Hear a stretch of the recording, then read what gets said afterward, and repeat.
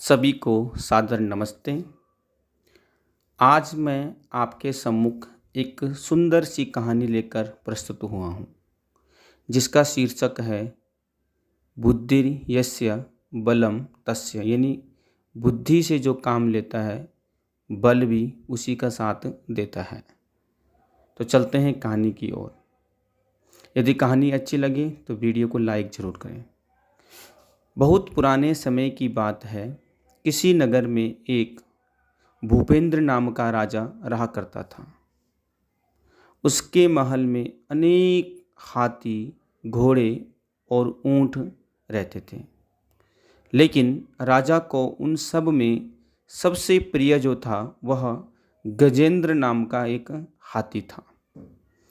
राजा यदा कदा भी युद्ध में जाता तो उसी हाथी पर सवार होता और वह भी राजा का हमेशा सहयोग करता और युद्ध में राजा को विजय दिलवा करके ही आता। इस प्रकार से राजा ने अनेक युद्ध जीते।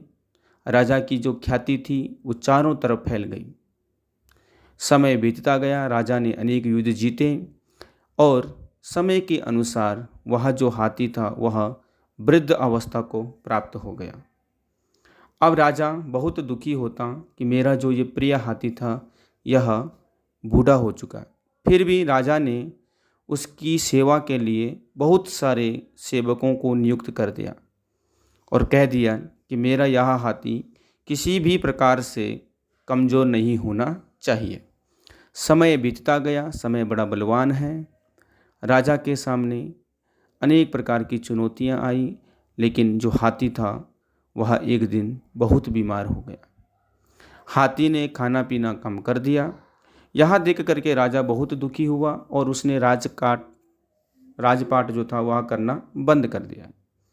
यह देख करके मंत्री बहुत चिंतित होते कि यदि राजा इसी अवस्था में रहे तो राज्य कैसे चलेगा। उन्होंने राजा को समझाया कि हे राजन, इस हाथी को महल में रखना उचित नहीं है। यदि इसे किसी गांव में रखा जाए और वहां इसकी सेवा की जाए तो हो सकता है कि यह हाथी फिर से उसी अवस्था में आ जाए। मंत्री की ये बात राजा को बहुत ही अच्छी लगी और राजा ने पास के ही एक गांव में अपने उस प्रिय हाथी को गांव वालों के हाथ में सौंप दिया और उनको कहा कि यदि किसी ने मुझे हाथी की मृत्यु का समाचार सुनाया तो उसको मृत्युदंड दिया जाएगा। गांव वालों ने अनेक प्रकार की हरी घास, चना, जौ, बाजरा आदि खिला करके हाथी की बहुत सेवा की, लेकिन समय के आगे सभी बेबस थे। आखिर वह दिन आ ही गया जिस दिन उस राजा के प्रिय हाथी की मृत्यु हो गई। अब पूरे गांव में एक डर का माहौल था। बच्चे, बूढ़े, स्त्रियां, जवान सभी अपनी मृत्यु को सामने देख रहे थे कि राजा को कौन जाकर के कहेगा कि आपके हाथी की मृत्यु हो गई।